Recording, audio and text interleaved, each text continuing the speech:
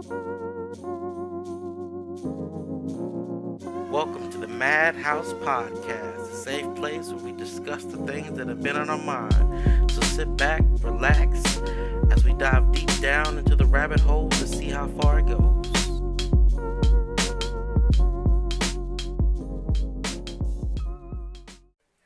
Welcome to the MadHouse podcast. Today we got a special guest in the building, my dad. But before we get into anything, I think I have to address something. Today, I was put on Will by Joyner Lucas. Let's be Pacific. Specific. Pacific. So I think it relates to this because one part in the song with the hook was like, I didn't have an Uncle Phil. I wasn't blessed with no Uncle Phil. Yeah, okay. I was like, so you know the words. Man, I'm on Joyner, bro. And it's funny because like basically like, hey, you know what? I didn't have a dad to guide me. I wish I did. That's why, that's why I'm in debt, bro. But I think it was actually good to bring that up because it's relevant to me. Most of y'all are probably like, man, that's like 4 months old. I just heard it, and I think it's important because this is the Pops episode. Yeah, it's the Pops episode. So we had somebody growing up, but not everybody did. Yeah. And I think it's important to acknowledge, but I just had to bring it up. It's just a good song. If you hadn't heard it, Jordan, what are they looking for? Hey, shout out to Joyner Lucas. Look up the album ADHD and put it on repeat. And then when you're done with that, listen to the Evolution, or maybe it's just Evolution, one of the two. But Joyner Lucas is dope. Like I've been trying to tell my pops about this, but he don't want to listen. And you gotta listen to the Will Smith remix too, because Will snapped. I forgot. Will get jiggy with it. Man. So I'm telling you. So I forgot. He tried to tell you, parents don't understand. He tried to told you, you didn't want to listen, but hey, he had a nightmare on his street. So yeah. But bringing it back full circle. So we got our dad on the episode today. We got Pops here coming through, and we're gonna talk about some things as far as fatherhood and learning to be a parent. A whole bunch of different things. So. Pops, want to go ahead and quick introduction? Hey, I'm their dad. Call me Pops. So I'm glad to be on the show today, and we'll get in here and discuss some things. So I think the first thing we'll talk about is reflecting on how you were raised in a lesson, some of the lessons learned. And I think we've already discussed a lot of the lessons that we've taken in from our pops, and a lot of the knucklehead moments we've had, and the conversations that we had to get.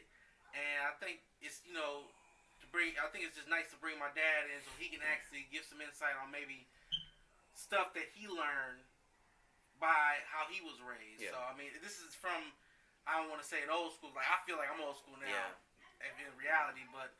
We taking it back to like our granny said, the Dusties. We taking it back to the Dusties. A person who is more sage than I. Yeah. A person's got more wisdom than I guess that's more seasoned. But I guess we kind of just started by talking about.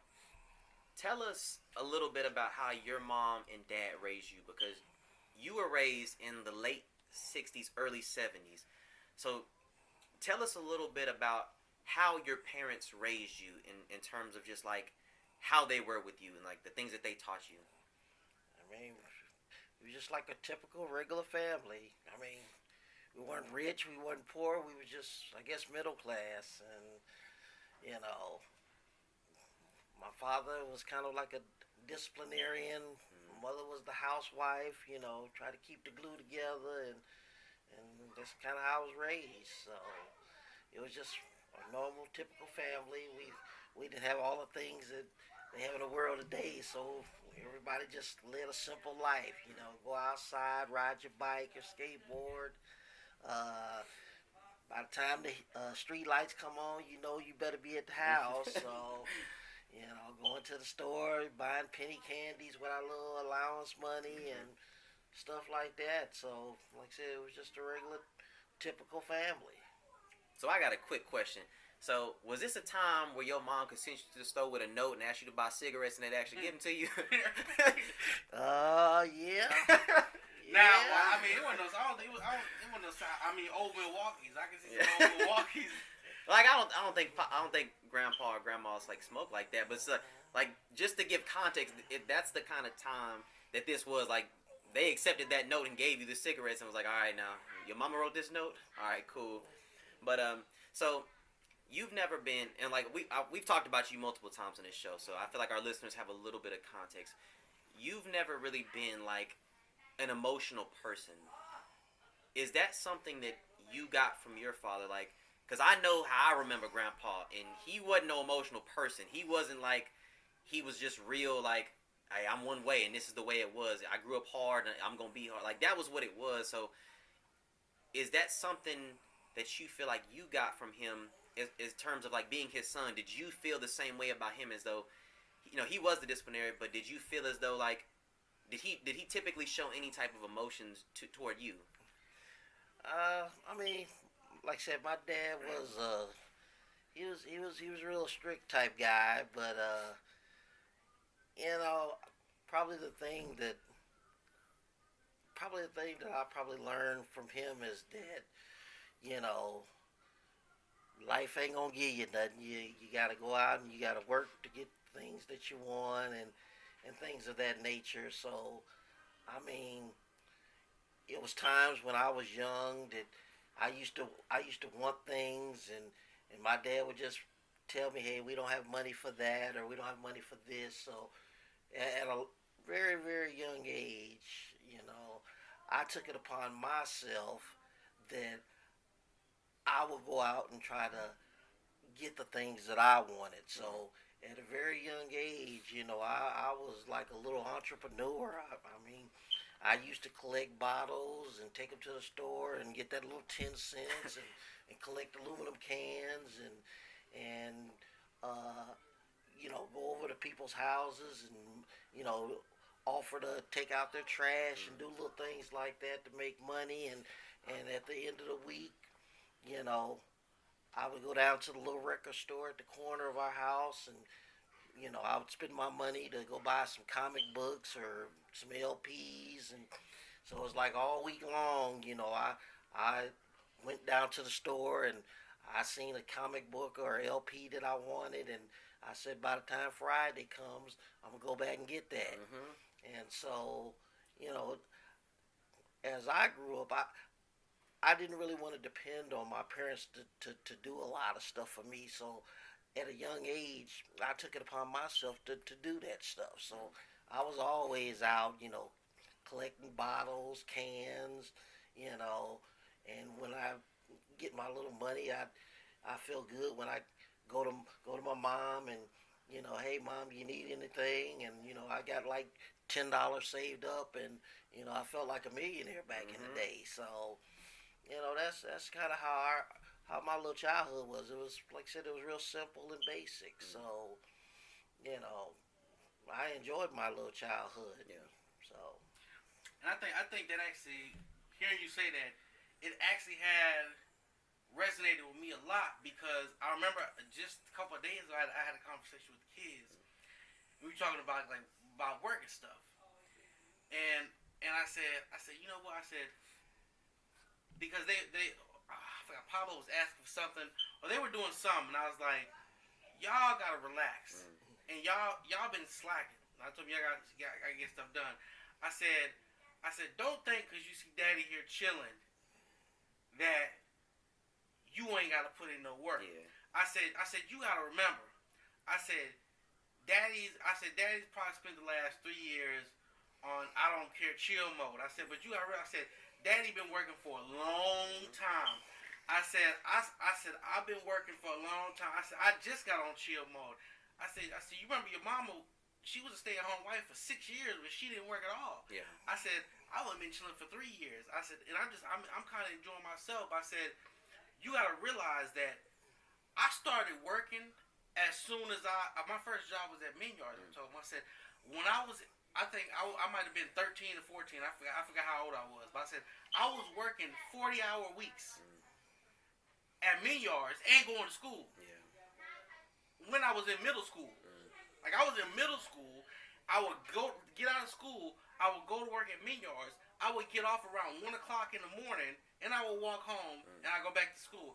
I said, the reason I would do that is because my dad always told me when I went back in the day, he said, hey, when you want something, you go get a job and you get whatever you want. And I said, as soon as I can get a job, I remember I always, Dad, I can get what I want now. Now I said, that's what kind of built that work ethic. Yeah. And I told the kids, I said, you gotta realize I've been working for a long time. I said, I remember my dad, and I know we talked about this on the show about the Payless, the shoe story. That was a good one. And so I said that's a really big thing about hey, you know what. Ain't nobody really gonna give you nothing. You gotta go work. I said, man, I've been working for a long time. I'm tired now, but getting it for yourself, and you know, you gotta go out there and get it for yourself. Like no one's gonna hand you anything, and I think that was a good lesson, you know, especially to learn from your dad, especially from like one man to another man. I think that was an extremely important lesson to learn from him.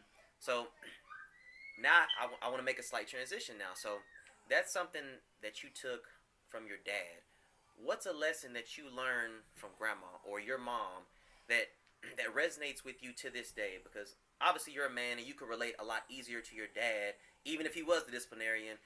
The flip side of that coin is you needed the mother, the nurturer, to kind of teach you the other side. Because I'm sure grandpa, I've never known grandpa to be like, yeah, I love you, or show any type of affection. I've never known him that way. So you had to have that from somewhere. So well, I'd say, yes and no. He didn't show it in the way that you thought he would show. Like he wouldn't show it. Like I didn't expect to go get hugs from Grandpa. Yeah. But I still remember the time. Like I told you, I remember some older kids were picking on me. Yeah. And I came in, and I think I might have been crying or something. Cause like some older kids were talking to me, and then Grandpa went outside. Was like, who was it? Who over there messing with you? Like, and I was like, oh, I didn't know Grandpa cared. Yeah. Like, I told him. I was like a little kid. I was like a little. I was maybe like probably Jaden or Pablo's age, and I guess some teenagers was picking on me. I was like, yeah. Papa came outside and was like, who is it? That's how he showed his love, and you know, Grandma different. It was different though. Yeah. It was different. He showed it a different way. So Grandma was so like, tell me about. I want to know something that you learned from your mom and having the flip side of that coin with the mother nurturer. Tell us some things about, you know, some lessons you learned from Grandma. I mean, my mother was like the housewife, and so you know that was like back in the days. It was Daddy went out and worked, and Mom stayed home, and she was the homemaker. So, you know, my mother always had love for us and everything, and. You know, she was the glue that kept the family together, and so Dad went out and worked. Mom held the house down. Like I say, we were just a typical family. So, you know, in today's generation, you know, they have so many distractions with the internet and TV and all that. You know, life back then was basic. You know, people didn't have a lot of, you know, stuff like that. It was like going out riding your bikes and skateboards, and life was real simple back then, you know, hanging out with your friends. So, you know, in today's society, you know, everybody lives a fast-paced life. Yeah. We're on social media, you know, we're moving and shaking, and, you know, we got to get to the bag, you know. So it's a lot different. So, you know, how we grew up back then, like I said, life was just a lot more simpler. You know. Okay. So, you've obviously learned things from your mom and your dad, and you applied those to your own life. And so now I want to talk about how were things for you as a young adult? You know, now you're 18, 19, 20. You're becoming, like, now you're a man. Like, you're becoming your own person.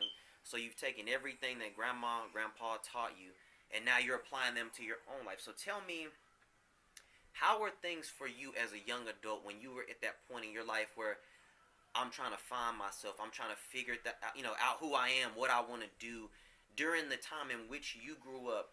Like, tell me about that. Like, how was that process for you? And did you know what you wanted to do? Did you not know? Were you just kind of like, okay, I'll figure it out, and I'm just kind of wandering? No, I mean, we had Nat at an early age, right out of high school. So it was like, back then, like I said, I was always working and I always had a job and, always kind of pursued things that I wanted. So it was like when he came along, it was just, okay, I'm a father now, and so I gotta start operating differently. I gotta think about the future, and so I mean that was how it was back then. So it was like, hey, I'm preparing for fatherhood, and so in the time that was leading up to his birth, I was already working, so I just put extra money to the side for this and extra money to the side for that. So I was preparing myself for the day that he came, and when he came, it was like, okay, now let's work on trying to get an apartment, and so me and your mom, we got our first little apartment, and she was working, I was working, and it was like, okay, this is our little family, and this is where it starts, and we just pursued it. So it wasn't like I set out and said, I want to do this or I want to do that. It was just I was just going wherever life took me. Yeah. So whatever the wave was, I rode it, and I made the best of it, and so I just grew with life. So I had a family, and in that family, everything was about just trying to grow, trying to provide a better life for my child. And then when you came along, the concept was always still the same. The thing that I wanted was, I remember as a little kid when I used to want things, but a lot of times I couldn't get those things because, like I said, our family was simple. Yeah. And so that was kind of one of the things that, as a parent, that I wanted to do was make sure that I could provide things to my children that my parents might not necessarily been able to provide for me. Yeah. And so it wasn't like I had to do a lot of stuff, but it was just the fact that was how I approached things. Was that when my kid says, "Hey, Dad, I want to go get a new bike," and then, okay, well, hey, let's go get a new bike, and and things of that nature. And so it was like, that was kind of the philosophy that I led. It was like, okay, well, let's do this. Yeah. And so continue on with life. And I think that's probably one of the biggest things I struggled on in my journey to fatherhood, because I said, you know what, I said, I never felt like I didn't have anything growing up, but I did feel like, man, there's all the extra stuff that I wanted. And, there's always something. There's always gonna be something else that you want. And I was like, okay, when I had kids, and I think it's a progression. I think that's just how life is. Like, I'm pretty sure Grandpa wanted to do more for y'all than he had, and then you do the same thing. And then now I have kids, I want to do more for them. And Papa, when my kids have kids, they're gonna want to do even better. But I said, I think especially when my kids get older, I wanna probably talk to them a little more about this. But I think the part I struggle with, which I think you did good with, but I think the part that I failed in is the balance. Because I overdid for a while there. And I think when you overdo it to a point, sometimes the kids become less appreciative of the things because they're just so used to having everything. So little stuff that, it doesn't even matter. Like I said, the kids now, they have like tablets and phones and all. Like they have so much stuff. It's like, okay, an iPad, but like if I had an iPad, I'm like, oh man, an iPad? I'm gonna keep this forever. Like even now, like it's just stuff like I would keep my things nice because like I appreciate the work that went behind these things. But it's like the kids now, like that's just normal. Everybody has that. Yeah. Like everybody has that. Like I remember when Jaden was like, "Hey, I need to take my tablet to school for electronic day." I'm like, "Oh no, what are you talking?" I was tripping like, oh, you can't take this. And then Meek was like, yeah, all the kids have tablets. I'm like, what? Everybody has? So I not even realizing, like, it's just like, that's just normal now. So the kids see these things as normal. And I think that's where I could have did a better job of finding that balance between giving a little bit more than you got, but also, not giving too much so that they appreciate. Yeah. I mean, what about you? Like, what do you feel like some of the lessons that you can relate as far as like the same subject? I can relate on a lot of levels, and like I said, we've already talked about the lessons that I've taken away from my father, and I've said this multiple times. Like, and I wrote this on a Father's Day card one time, and I was just like, if I could be half the man that my dad is, that's what I want to be. Like, I want to emulate my dad as a father with my son, because he just taught you've taught me so much that I still carry on into my adulthood, and that's what I want to do for my son. So when we start talking about progressions, that's the kind of progress that I want to make.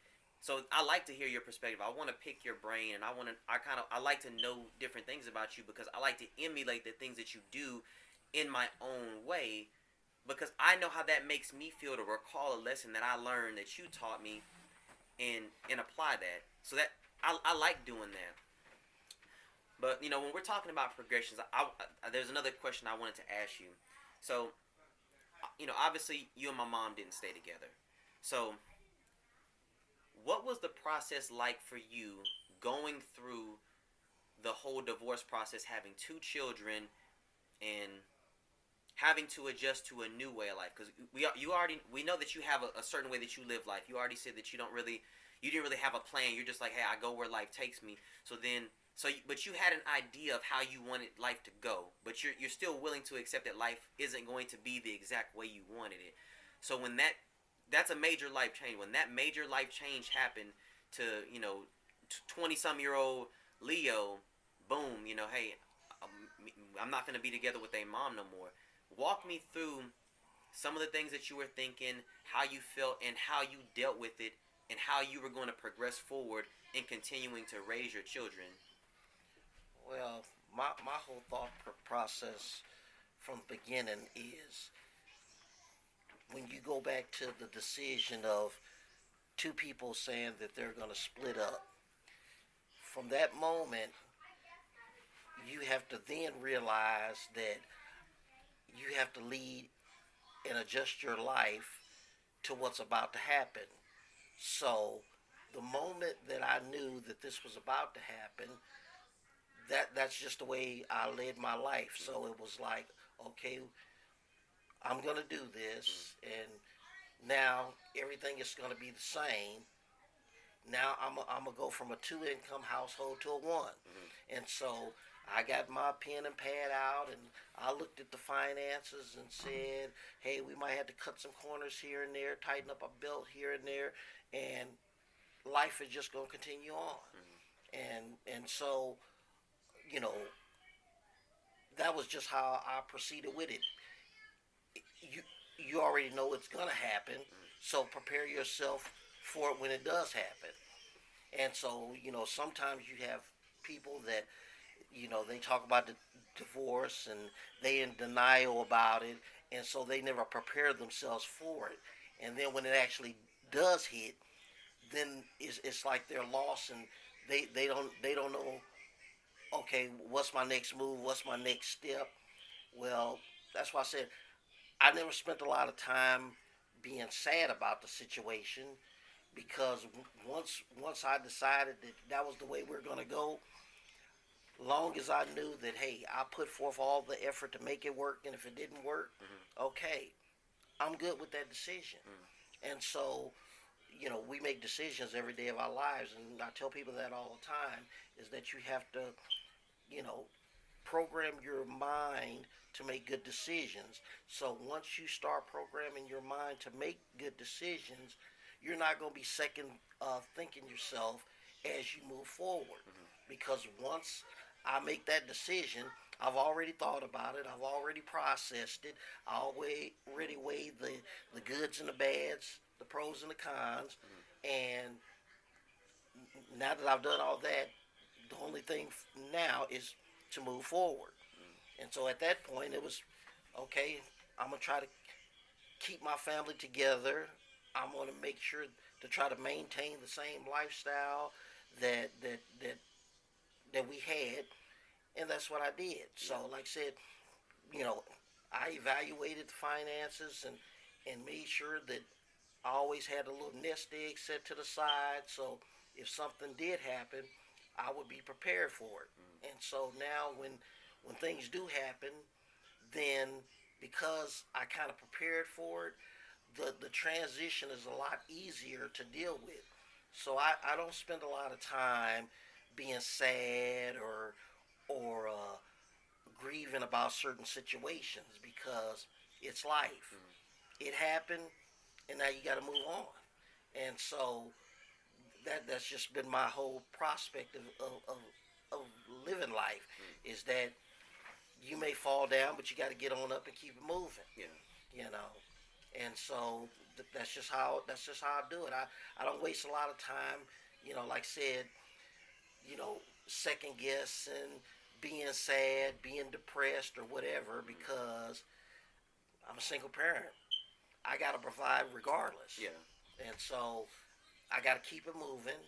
I got to hold the fort down because now it's even more important because I'm a single parent and it's just me. So I wasn't overly concerned because I know I have a good family structure. So hey, if I know if I ever needed something, you know, I have family and things of that nature that I can depend on. My faith is strong, and so hey, like I said, you keep God first, and it's a lot easier to keep moving forward and transition when you have family structure and you have faith in place. Yeah. I mean, damn, that's a lot of answers, and like that's kind of like a bunch of the questions that I was about to ask. So I mean, now that we have your philosophy and how you kind of view life, what's the thing that keeps you rooted in that? And I heard you touch on it a little bit, but like you said, faith and family. So I'm assuming that that's really what keeps you rooted in how you live your life and your philosophy in approaching everyday situations, whether they be good or bad. Is it more so faith based, or is it more so I'm just like, hey, I'm just rolling with the punches? No, I mean a lot of it is faith based. I mean, I have a strong uh, I have a strong connection with God and my faith, and I pray every day, and I talk to God every day. You know, you have some people that they only talk to God when things are going bad or whatever. I have a conversation with God all the time, you know, and so because I have a continual conversation with God on a regular basis, then whether something bad happens to me, I don't worry about it because I just say, God, I know you'll make a way, and I keep going. And so that's just how I look at things in life. Is, you know, I'm a realist and I understand, and I tell people this all the time. Life is like a circle. It's going to be good times and it's going to be bad times. It's going to be good times. It's going to be bad times. It's going to go round and round and round. And so, because I'm strong in my faith, when the bad times do come, I don't spend a lot of time worrying because I know God is gonna make a way, and He's gonna keep me strong to weather the storm till we get to the good times. And so, with that in mind, that's just my philosophy of life. You know, a lot of times people say, "Man, every time I see you, you're always smiling and stuff. You seem like you never have problems." Yeah. I have problems just like everybody in the world. You a Cowboys fan, so yeah. Yeah. You definitely got problems. But the thing is, it's like I never really let it show because the fact of it is, when bad things happen, I just pray about it and say, God, make a way. And since I put it in God's hand, we're going to keep it moving. Yeah. And so if I put it in God's hand to make a way and my faith is strong, then I know God's going to make a way. And so I just go on and live life.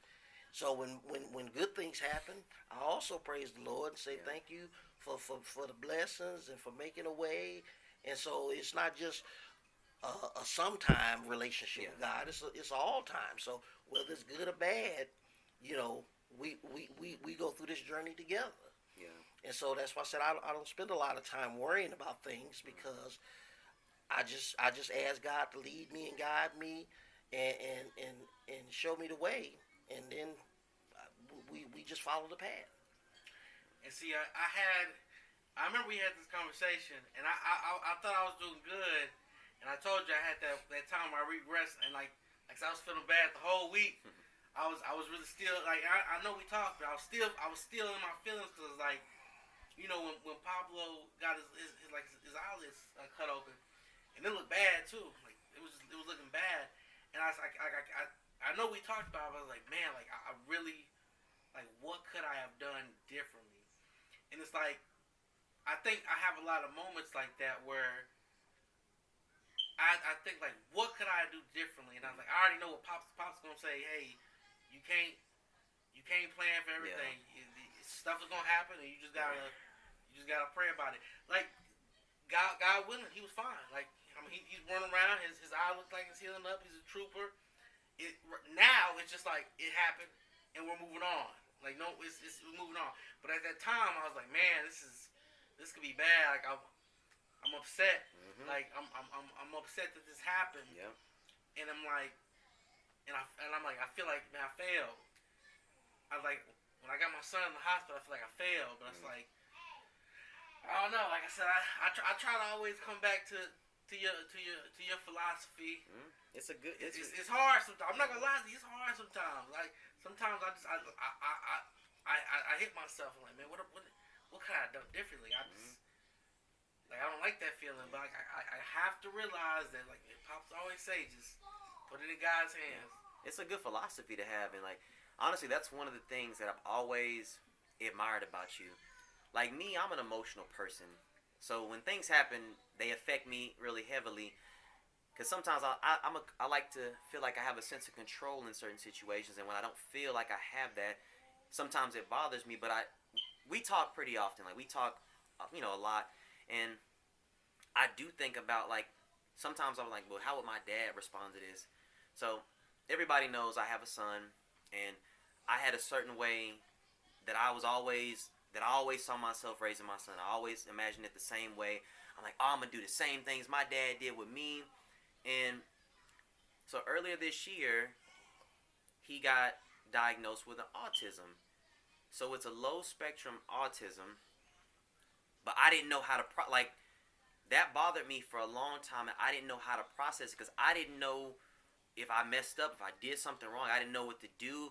Like, my life just took a major change, and like, it wasn't the way that I thought it was gonna be, and it's just something that it's always been just kind of messing with me, and like I always revert back to it. And we've spoken about, you know, these situations from time to time, and like, I do think about how, like, you approach situations, and you know, sometimes I'm on like this emotional roller coaster. When things don't go the way that I want them to go, you know, I go left, and I always think, I'm like, dang, you know, what would Pops do? Like, you know, Pops would just be like, hey, I can't do nothing, I got to deal with it.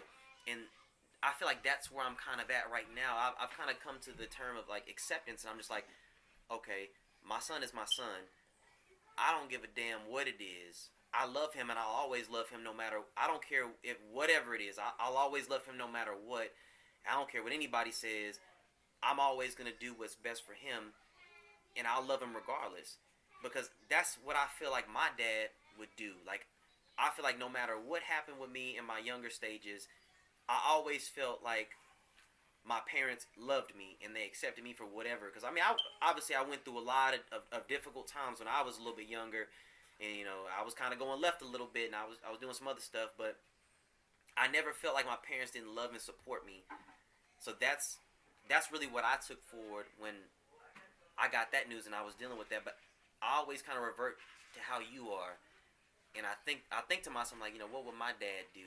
And that helps me kind of process things, and like, you know, I always kind of look back to myself and like, you know, hey, Pops would do it this way, so let me approach it this same way, because you have a point. Like, there's nothing you can do. You have to trust that God will take care of it. Have a strong faith system. Depend on your family. They'll support you, and just keep it moving. So, you know, that's something that I've always admired about you.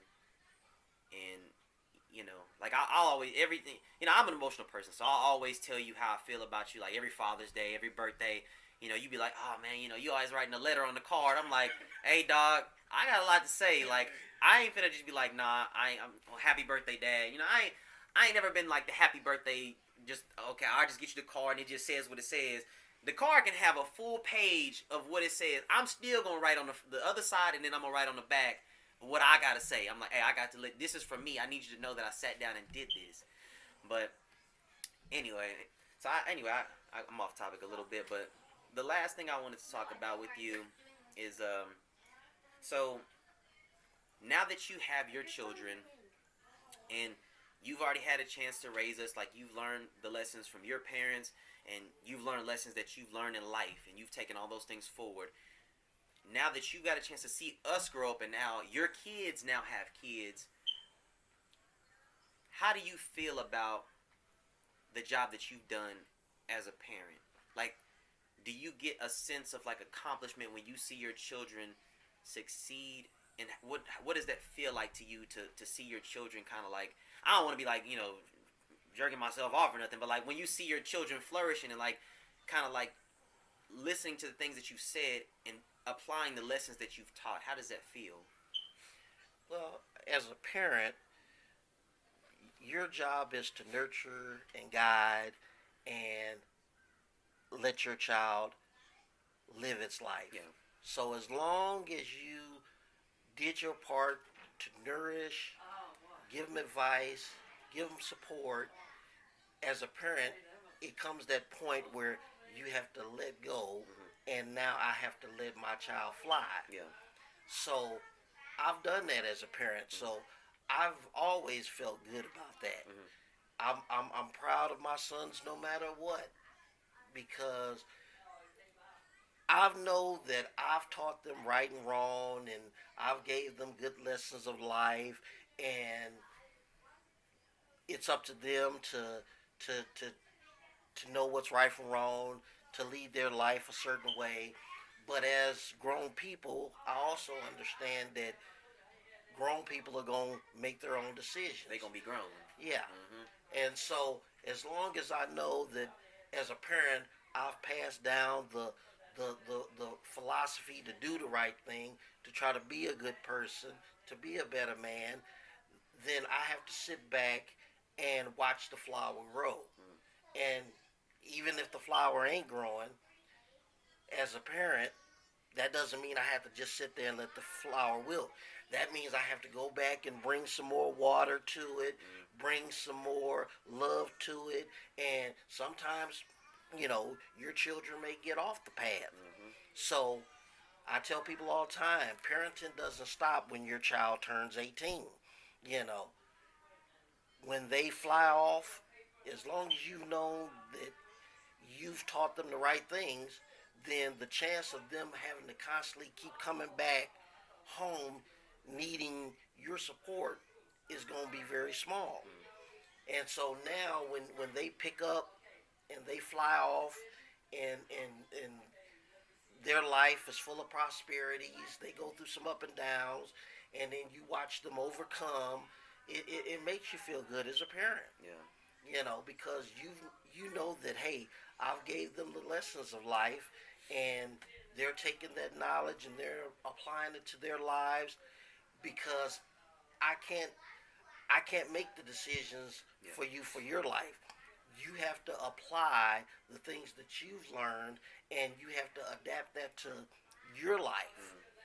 And so with that in mind, you know, I always feel good and feel proud of my kids, my grandkids, my family, because as a parent, that's what we want in life. Yeah. We want to see our family grow. We want to see them flourish. We want to see them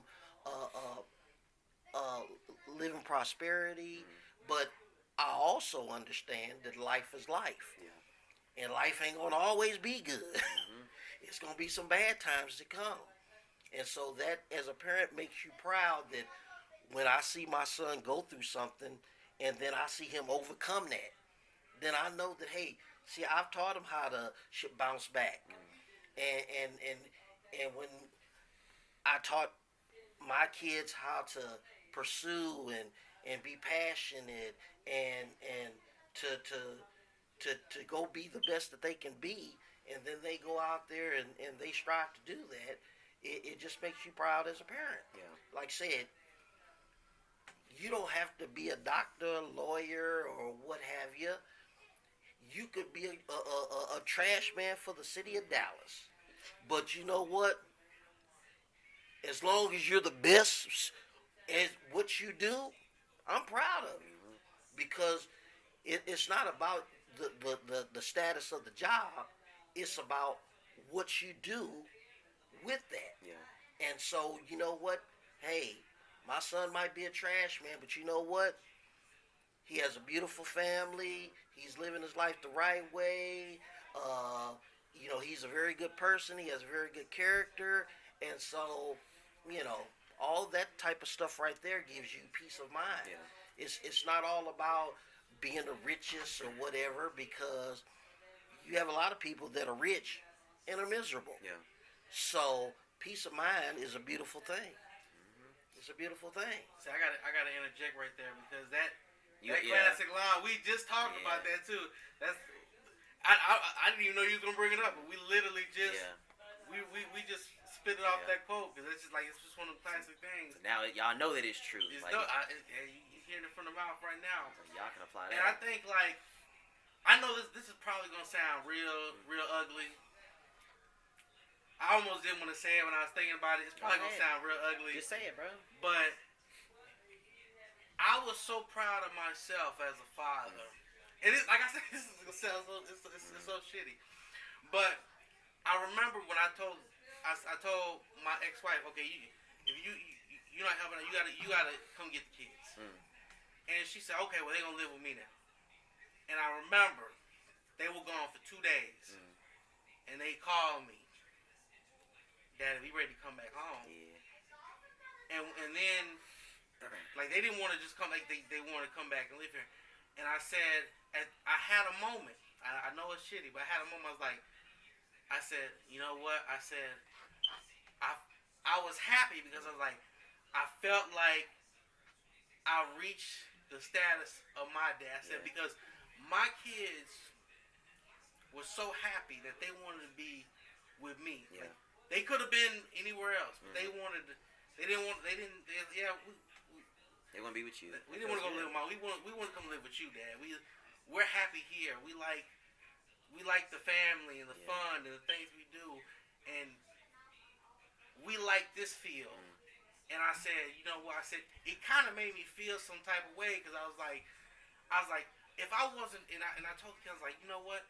I said, if I wasn't really doing a good job as a dad, or if you didn't feel loved, you would have went with mom, like, okay, well, it's cool. I'm tripping. I said, but the fact that you wanted to come back home means that you're happy here. This is where you would rather be. Yeah. And I said, it made me feel good as a father.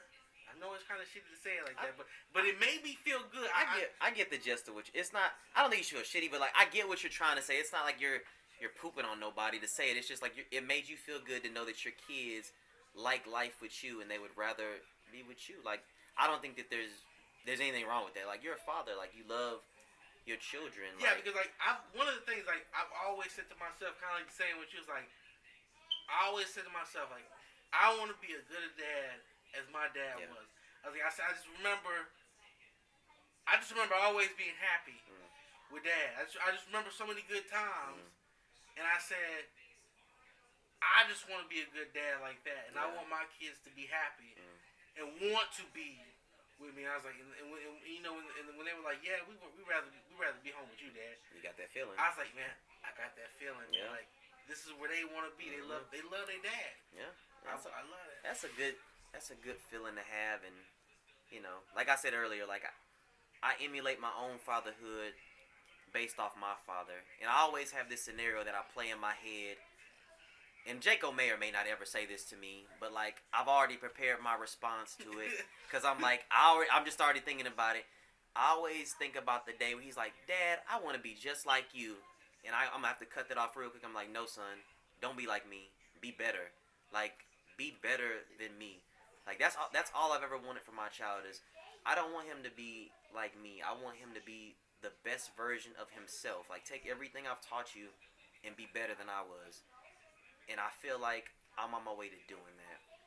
But I think that's a kind of good way to close out the show. And you know, thanks, Pop. Really appreciate you coming on and doing this show with us. Like, we've been talking about this for a long time, so I'm glad you made time on this day to come do this show. So, if you want to give any shout outs or any of your little lady friends you talking to, I'm just happy to be here. Come down to support. And I enjoy what y'all do, so y'all just keep doing what you do.